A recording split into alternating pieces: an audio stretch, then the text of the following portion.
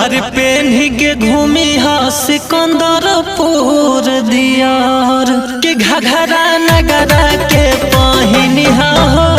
छा जइबू जरूर कि बलिया